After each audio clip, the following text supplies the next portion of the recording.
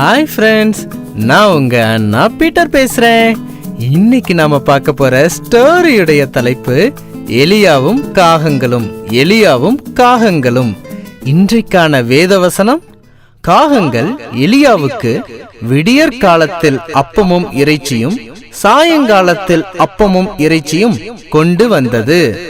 1 ராஜாக்கள் 17ஆம் அதிகாரம் 6வது வசனம். வாங்க ஸ்டோரிக்குள்ள போகலாம். ஃப்ரெண்ட்ஸ், ராமுங்கிற அப்பாவுக்கு சாமுன்னு ஒரு குட்டி பையன், செல்ல பையன், நல்ல பையன் இருந்தான். அந்த பையனை கூட்டிட்டு தினமும் தோட்டத்துக்கு போவாங்க. தோட்டத்துல குக்கு குக்கு குக்கு குக்கு அப்படின்னு கூற பறவைகள்லாம் அங்க இருக்கும். அந்த பறவைகளுக்கு ஆசாசையா சாப்பாடு கொடுப்பாங்க. பறவைகள் சாப்பிட்றத அந்த குட்டி பையன் பார்த்து ரொம்ப சந்தோஷப்பட்டு ஆச்சரியத்தோடு பார்ப்பான். ஃப்ரெண்ட்ஸ், நீங்க பறவைகள் சாப்பிட்றத பார்த்துருக்கிறீங்களா? பறவைகளுக்கு சாப்பாடு வச்சிருக்கிறீங்களா? நீங்க பறவைகளோடு விளையாண்டு இருக்கிறீங்களா? ஃப்ரெண்ட்ஸ், உங்களுக்கு பறவைகள் சாப்பாடு கொடுத்துருக்குதா?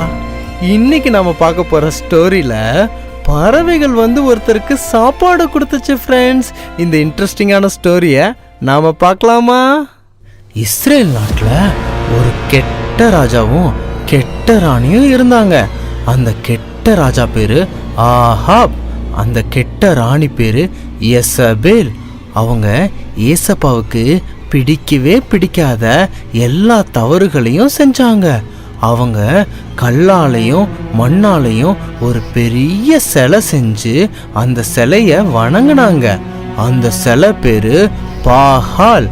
அவங்க மட்டும் அந்த சிலைய வணங்கல, ஊர்ல உள்ள எல்லாரையும் வணங்க சொன்னாங்க.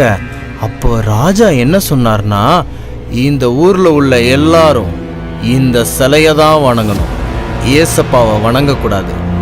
இந்த சிலைக்கு மட்டும்தான் கீழ்ப்படியணும், ஏசப்பா சொல் பேச்சுக்கு கீழ்ப்படியக்கூடாது.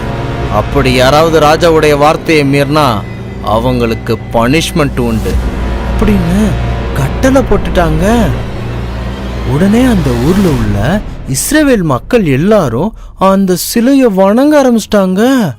ஒரே ஆட்டம், பாட்டம், கொண்டாட்டம், ஆர்ப்பாட்டம்னு ஜிங்கு ஜிங்கு ஜிங்கு ஜிங்கு ஜிங்கு ஜிங்கு ஜிங்கு ஜிங்குன்னு குதிச்சு குதிச்சு அங்க எங்கேயும் ஓடி ஓடி அதை வணங்கிக்கிட்டு இருந்தாங்க.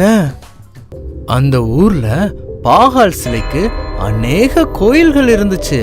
அந்த சிலைக்கு வேலையாட்கள் இருந்தாங்க. அந்த வேலையாட்களை யாரு நியமித்தாங்க அப்படின்னா, ஆகாப் ராஜா தான் சிலைய பார்த்துக்கவும் மக்கள்கிட்ட பாகாலை பத்தி சொல்லவும் வேலைக்கு நியமித்திருந்தாரு. அந்த வேலையாட்கள் ஊர் மக்களுக்கு ஒரு செய்தி ஒன்று சொன்னாங்க. என்ன சொன்னாங்கன்னா, ஊர் மக்களே, நம்ம ஊரு நல்லா இருக்கணும், நம்ம ஊருக்கு நல்லா மழை பெய்யணும், ஆத்துல நல்லா தண்ணி ஓடணும், ஊர் நல்லா செல்வ செழிப்பா பசுமையா இருக்கணும்னா நீங்க பாகால வணங்கணும். அப்போதான் பாகால் நமக்கு தேவையான மழைய கொடுப்பாங்க, ஆத்துல நல்லா தண்ணி ஓடும். அதனால பாகால எல்லாரும் வணங்கணும் அப்படின்னு ஒரு செய்தி சொன்னாங்க. ஆனா அந்த செய்தி பொய்யான செய்தி. ஃப்ரெண்ட்ஸ், ஏன் பொய்ன்னு சொல்றேன்னா, நமக்கு யாரு மழை கொடுக்குறாங்க, யார் ஆத்துல தண்ணி கொடுக்குறாங்க, யார் நமக்கு சாப்பாடு கொடுக்குறாங்க? ஃப்ரெண்ட்ஸ், ஏசப்பா தானே. ஏசப்பா தான் இந்த உலகத்தை 7 நாள்ல படைச்சிருக்கிறாங்க. மரம் செடிகள் கொடிகள்லாம் முளைக்க பண்ணாங்க, பறவைகளை படைச்சாங்க, மீன்களை படைச்சாங்க, மிருகங்களை படைச்சாங்க, மனுஷர்கள் நம்ம எல்லாத்தையும் படைச்சாங்க. அப்ப நம்ம ஏசப்பா தானே எல்லாத்தையும் கொடுக்கறாங்க. அவங்க அந்த வேலையாட்கள் பொய் பேசினாங்கன்னு தெரியுதா? ஃப்ரெண்ட்ஸ், இது பொய்ன்னு தெரியாம அந்த ஊர் மக்கள்லாம் மழைக்காக பாகால் சிலைட்ட மறுபடியும் ஜிங்கு ஜிங்கு ஜிங்கு ஜிங்கு ஜிங்கு ஜிங்கு ஜிங்கு ஜிங்கு அப்படின்னு குதிச்சு குதிச்சு வணங்க ஆரம்பிச்சிட்டாங்க. அதே ஊர்ல பாகால் சிலைய வணங்காம ராஜா சொல் பேச்ச கேட்காம ஒரு தாத்தா இருந்தாங்க. அவங்க தான் நம்ம ஹீரோ எலியா தாத்தா. எலியா தாத்தா நல்ல தாத்தா, செல்ல தாத்தா, தங்க தாத்தா, வைர தாத்தா, ஏசப்பா சொல் பேச்சு கேட்கிற நல்லவங்க. அவங்க டெய்லியும் ஏசப்பாட்ட பிரேயர் பண்ணுவாங்க. அப்படி ஒரு நாள் ப்ரேயர் பண்ணிக்கிட்டு இருக்கும்போது ஏசப்பா எலியா தாத்தாட்ட பேசினாங்க. எலியாவே, இந்த ஊர் மக்கள் எல்லாரும் ஊர்ல மழை பெய்யறதுக்கும் ஆத்துல தண்ணி ஓடுறதுக்கும் அந்த பாகால் சிலை தான் காரணம்னு நினைச்சுக்கிட்டு இருக்கிறாங்க. ஆனா நான் தானே இத்தனை நாள் மழை கொடுத்தேன், ஆத்துல தண்ணி கொடுத்தேன், உங்களுக்கு சாப்பாடெல்லாம் கொடுத்தேன்ல. ஆனா அவங்க என்னை மறந்துட்டாங்க. அவங்க மறுபடியும் என்னை நினைச்சு பார்க்குற வரைக்கும் நான் இந்த ஊர்ல மழையும் கொடுக்க போறதில்ல, ஆத்துல தண்ணீரும் இருக்க போறதில்ல. இந்த ஊர்ல பஞ்சம் வரப்போகுது. இந்த செய்திய நீ உடனே ஆகாப் ராஜாட்ட போய் சொல்லு அப்படின்னு சொன்னாங்க. ராஜாட்ட போய் முன்னாடி போய் நின்னு சொல்லணும்னா சாதாரண விஷயமா? ஒருவேளை எலியா தாத்தா போய் ஊர்ல பஞ்சம் வரப்போகுதுன்னு ராஜா முன்னாடி சொன்னாங்கன்னா, ராஜா பிடிச்சு எலியா தாத்தாவை ஜெயில போட்டாங்கன்னா என்ன நடக்கும்? ஆனா எலியா தாத்தா அதெல்லாம் குறித்து கவலையே படல. எலியா தாத்தா உடனே கிளம்புனாங்க, அரண்மனைக்கு போனாங்க. விறு விறு விறு விறு விறு விறு விறு விறு விறு விறு விறுவிறுன்னு நடந்து போனாங்க. அரண்மனைக்கு உள்ளுக்கே போனாங்க. ராஜா முன்னாடி தைரியமா நின்னாங்க. எலியா தாத்தா ஆகாப் ராஜாட்ட தைரியமா பேசினாங்க. ஆகாப் ராஜாவே, நம் ஊரில் இனி மழை பொழியாது, நம் ஆறுகளில் தண்ணீர் ஓடாது, நம் ஊரில் மிகப்பெரிய பஞ்சம் வரப்போகிறது. நமக்கு மழை கொடுத்த, நமக்கு குடிக்க தண்ணீர் கொடுத்த ஏசப்பாவை நீங்க மறந்துட்டீங்க.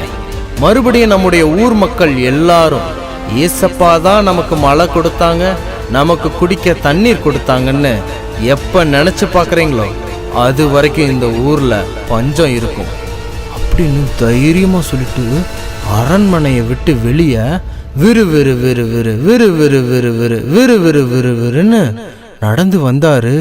அப்படியே ஊர்ல பஞ்சம் வர ஆரம்பிச்சிருச்சு. ஏசப்பா எலியா தாத்தாவை கூப்பிட்டாங்க. எலியாவே, இந்த பஞ்சம் முடிகிற வரைக்கும் நீ ஊருக்கு வெளியே உள்ள கேரித் ஆற்றோரமா நீ இரு. அங்க உனக்கு குடிக்க தண்ணீரும் சாப்பிட்றதுக்கு சாப்பாடும் நான் ஆயத்தம் பண்ணி வச்சிருக்கிறேன் அப்படின்னு சொன்னாங்க. ஏசப்பா சொல் பேச்சு கேட்டு எலியா தாத்தா அந்த ஆத்தோரமா இருந்தாங்க.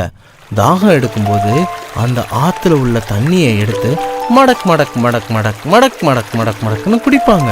மறுபடியும் தாகம் எடுத்தா மடக் மடக் மடக் மடக் மடக் மடக் மடக் மடக்குன்னு தண்ணிய குடிப்பாங்க. இப்போ அவருக்கு பசிச்சுச்சுன்னா சாப்பாடு வேணும்ல, பூவா வேணும்ல. அவருக்கு சாப்பாடு யார் வந்து கொடுத்தாங்கன்னு தெரியுமா ஃப்ரெண்ட்ஸ்? காக்கா தான் வந்து சாப்பாடு கொடுத்துச்சு. காக்கானா கருப்பா கா கா கா கா கா கா அப்படின்னு கத்தும்ல, அந்த காக்கா தான் எலியா தாத்தாவுக்கு வந்து சாப்பாடு கொடுத்துச்சு ஃப்ரெண்ட்ஸ். ஏசப்பா சொல் பேச்சு கேட்டாங்களே எலியா தாத்தா, அதனால ஏசப்பா தான் அந்த காக்காவை அனுப்புனாங்க ஃப்ரெண்ட்ஸ். காக்கா காலையில வந்து சாப்பாடு கொடுத்துரும், சாயங்காலமும் வந்து சாப்பாடு கொடுத்துரும். இது ஒரு நாள் இல்லை ஃப்ரெண்ட்ஸ், ரொம்ப நாளா காக்கா காலையிலயும் சாப்பாடு கொடுத்துச்சு, சாயங்காலமும் சாப்பாடு கொடுத்துச்சு ஃப்ரெண்ட்ஸ். அதோட கொஞ்ச நாள்ல அந்த ஊர் முழுவதும் ஏசப்பா சொன்ன வார்த்தையின்படியே பஞ்சம் வந்துருச்சு ஃப்ரெண்ட்ஸ். இந்த ஸ்டோரி உங்களுக்கு ரொம்ப ரொம்ப ரொம்ப ரொம்ப பிடிச்சிருக்குன்னு நான் நினைக்கிறேன் ஃப்ரெண்ட்ஸ். ஃப்ரெண்ட்ஸ், இந்த ஸ்டோரியில இருந்து நாம கத்துக்கிற பாடம் என்னன்னா, நாம ஏசப்பா சொல் பேச்ச எலியா தாத்தா போல நம்ம கேட்டோம்னா ஊர்லே பஞ்சம் வந்தாலும் ஊர்லே சாப்பாடு இல்லாட்டினாலும் ஏசப்பா நமக்கு தேவையான உணவு, குடிக்க தண்ணி, நமக்கு தேவையான ட்ரெஸ்ஸு, நமக்கு இருக்கிறக்கு இடம் எல்லாமே தருவாங்க ஃப்ரெண்ட்ஸ். ஏன்னா நம்ம ஏசப்பா சொல் பேச்சு கேட்குறோம்ல. அதே போல் நம்ம கற்றுக்கிற இரண்டாவது பாடம் என்னன்னா ஃப்ரெண்ட்ஸ், நம்ம ஊரில் நமக்கு கிடைக்கிற காய்கறிகள், பழங்கள், செடி கொடிகள், மழை, சூரிய வெளிச்சம் எல்லாமே கொடுக்கிறது ஏசப்பா தான் ஃப்ரெண்ட்ஸ். அதை நம்ம ஒருபோதும் மறந்துடக்கூடாது. ஓகேவா ஃப்ரெண்ட்ஸ்? மீண்டும் ஒரு ஸ்டோரியோடு உங்களை நான் சந்திக்கிறேன். பாய்.